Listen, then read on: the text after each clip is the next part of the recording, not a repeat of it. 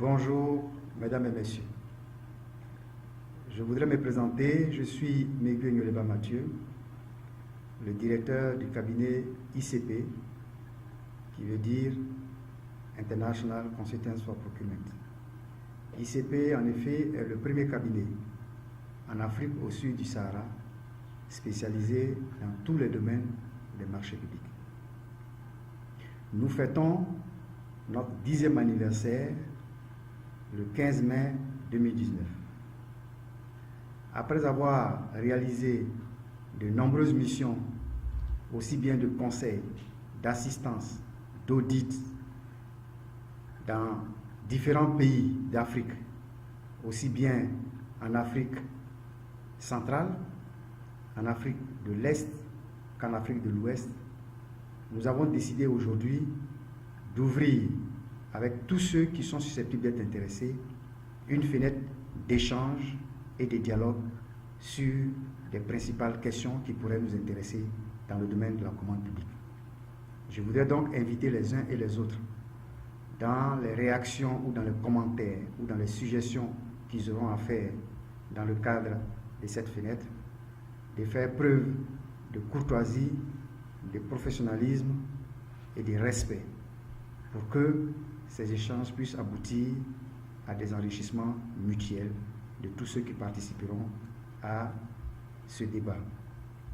Je voudrais donc, pour ce premier sujet, parler d'une question importante et qui revient souvent. Car il vous souviendra que nos pays, dans les années 2000, ont procédé à de vastes réformes de leurs systèmes nationaux de passation des marchés. Ces réformes ont abouti à la mise en place de nouveaux cadres juridiques et institutionnels, à la décentralisation de la fonction marché public, par la création d'un certain nombre d'organes nouveaux, ou le renforcement de certains, ou la désignation de prérogatives nouvelles pour un certain nombre de structures qui existaient déjà. Il se trouve que les nouveaux codes des marchés publics qui ont été mis en place, dans certaines de leurs dispositions, laissent la place à des questionnements qui très souvent reviennent, et nous avons l'honneur de recevoir de plus en plus des questions sur ces sujets-là. J'ai donc décidé pour cette première semaine de parler de la liste restreinte concernant les marchés de prestations intellectuelles.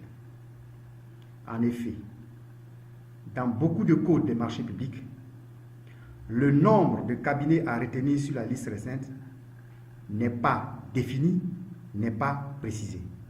Contrairement à certaines procédures des bailleurs de fonds, où, au niveau de la liste restreinte, le nombre de cabinets à retenir est précisé.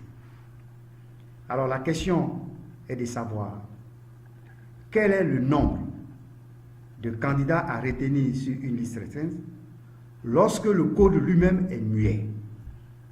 Cette question nous a été posée dernièrement et elle fait débat.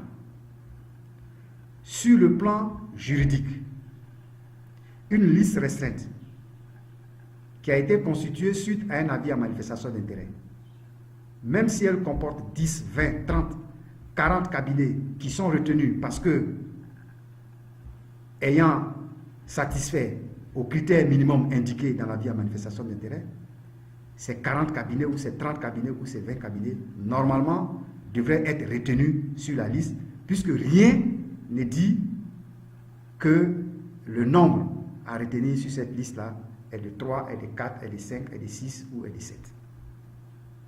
D'un autre côté, est-il raisonnable de retenir sur une liste restreinte, dans le cadre des marchés de prestations intellectuelles, un nombre aussi pléthorique que 10, 20, 30 et 40?